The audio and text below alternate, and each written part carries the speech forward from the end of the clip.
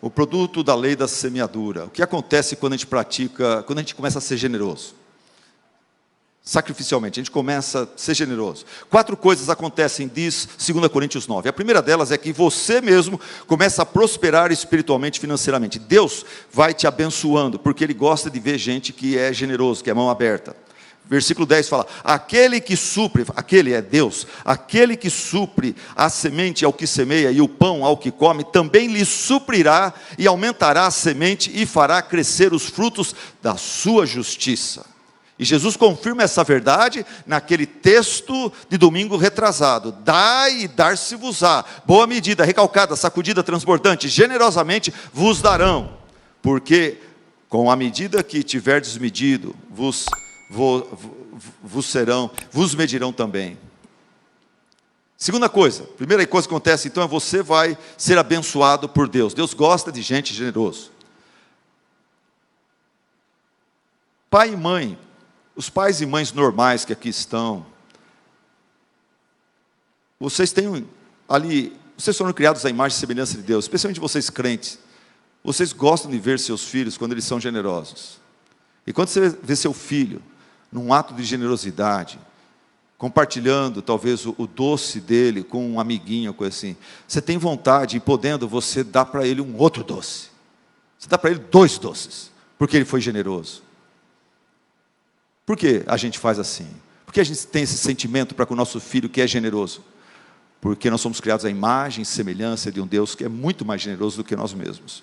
Então você prospera espiritualmente e financeiramente. Segunda coisa, quando você passa a entender e aplicar na sua vida a lei da semeadura e da colheita, você supre necessidades e promove louvor a Deus. Você supre necessidades de várias pessoas que estão ao seu redor, e você promove louvor a Deus.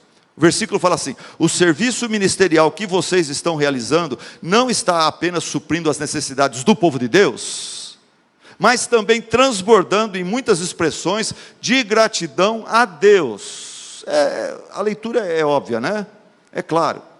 Mas vamos aplicar isso para o seu dízimo, por exemplo. Quando você dizima, como membro dessa igreja, você dizima, traz seu dízimo na casa do tesouro, deposita com Pix, o que for. Quando você dizima, que esse versículo está falando que acontece o quê? Primeiro, você está investindo na vida de 5 pastores e suas famílias, de uma secretária e sua família, 10 funcionários dessa igreja, e mais 10 casais de missionários que estão espalhados pelo mundo afora aí.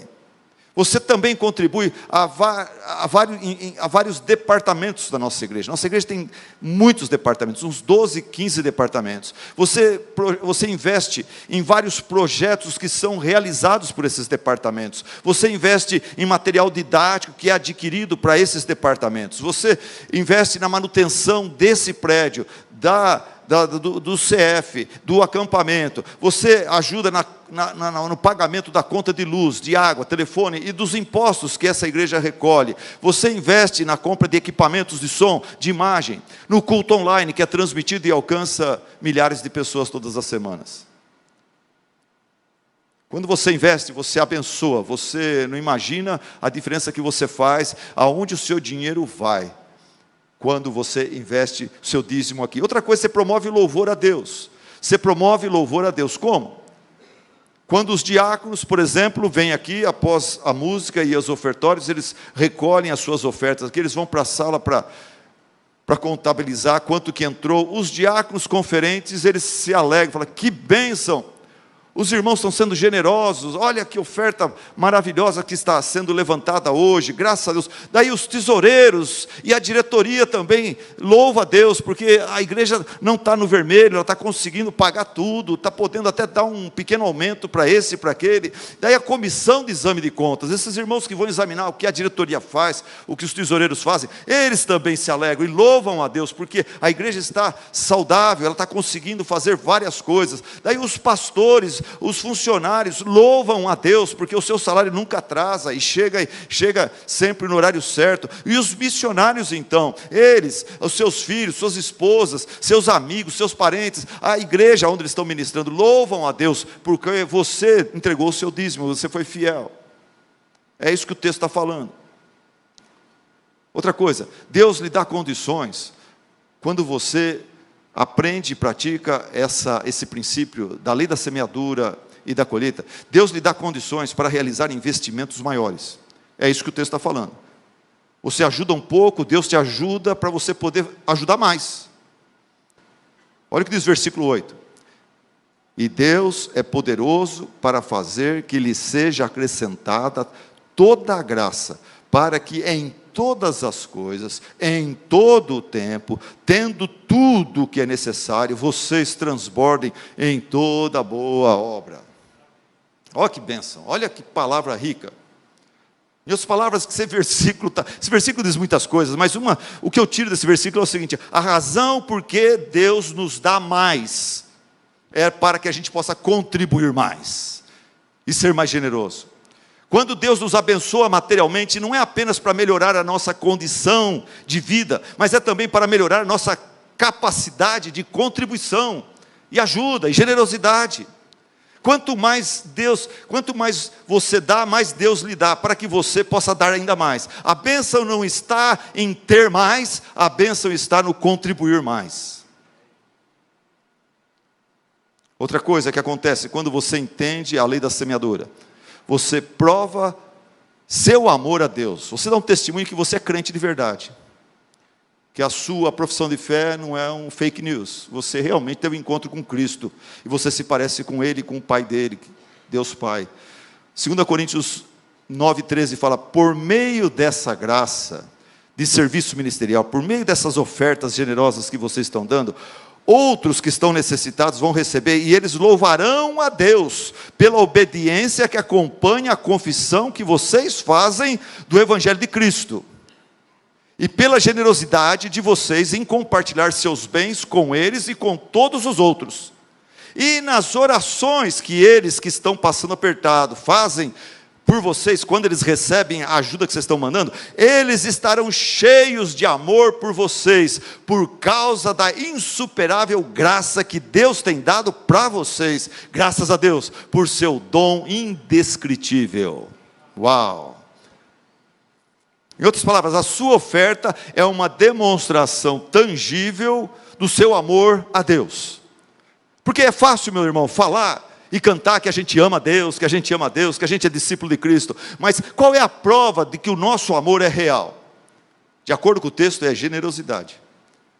É você dar seu tempo, dar seu dom, seu talento, é você dar seu dinheiro para a obra de Deus, porque você entende que tudo vem do Senhor, e você tem o privilégio de administrar isso e investir na obra dele.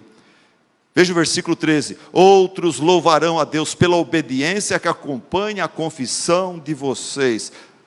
Essas pessoas estão passando necessidade, ou mesmo os que estão sabendo da sua generosidade, ele fala, esse pessoal fala que é crente, esse pessoal fala que é discípulo de Cristo. E eles são mesmo, eles põem a mão, o negócio é para valer, eles põem a mão no talão de cheque deles. A coisa é para valer, não é só papo, não é só conversa. As pessoas sabem, as pessoas estão passando, os outros irmãos estão passando necessidade, eles sabem que Deus é generoso, que Jesus Cristo é generoso. Até dentro desse contexto aqui, eu citei outro dia, tá? 2 Coríntios 8,9, fala assim, pois vocês conhecem a graça do nosso Senhor Jesus Cristo, que sendo rico, se fez pobre por amor de vocês, para que por meio da sua pobreza, vocês se tornassem ricos. E agora esses irmãos que sabem que Jesus é muito generoso e se fez pobre para nos enriquecer, eles falam, agora eu vejo que essas pessoas realmente amam a Deus, seguem a Cristo, pois eles obedecem ao mandamento de Cristo, de dar, e dar com abundância, dar com generosidade. O próprio Jesus falou, aquele que me ama, guarda os meus mandamentos, obedece os meus preceitos. E esse pessoal generoso que está nos abençoando, eles estão obedecendo a Cristo, eles realmente são de Cristo. Agora veja bem o versículo 14 e 15.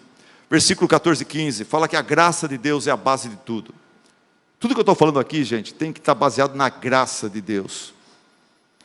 Porque versículo 14 e 15 fala assim, e nas orações que fazem por vocês, eles estarão cheios de amor por vocês, gratidão, porque a gente está no sufoco e vocês estão se sacrificando para nos abençoar, nos tirar nosso nariz para fora d'água. Eles dão graças a Deus e eles estão cheios de amor por vocês, por causa, essa frase é importante, por causa da insuperável graça que Deus tem dado a vocês.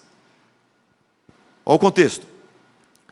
Os irmãos que estão passando necessidade em Jerusalém recebem uma oferta muito generosa dos irmãos lá de Coríntios, os macedônios, e eles dão graças a Deus. E eles veem que por trás dessa generosidade desses irmãos, tem uma coisa impressionante e sobrenatural, que é a insuperável graça que Deus tem dado para esses irmãos serem generosos. E o que eu quero dizer é assim: generosidade é uma graça recebida de Deus. Se tem alguém que é generoso, com a motivação certa, faz com alegria para a glória de Deus, essa pessoa tem sido agraciada pelo próprio Deus. Se você não é generoso, não adianta ficar só com vergonha, você precisa pedir: Deus, derrama a tua graça para mim, me ajude a ser generoso. Como o Senhor tocou o coração dos macedônios, toca o meu coração, me dá um coração bem generoso, Senhor, e me dá a capacidade de praticar a generosidade. E daí o versículo termina: graças a Deus. Tudo termina dando glória a Deus, graças a Deus por seu indescritível. Aqui a gente não sabe se está falando de Jesus, não sabe se está falando do pacote da salvação, da graça, ou das favores e benefícios que receberam através da graça de Deus que tocou o coração dos macedônios e dos coríntios para contribuir para esses irmãos em Jerusalém. Mas graças a Deus por sua salvação e por todas as graças que acompanham essa salvação. Quando a gente é salvo e o pacote da salvação vem várias outras bênçãos, a multiforme graça de Deus, e uma delas é a generosidade. Por isso que as pessoas terminam, ou o apóstolo Paulo termina falando: graças a Deus por seu dom indescritível. Graças a Deus pelo seu dom indescritível, que nos torna graciosos também. Amém?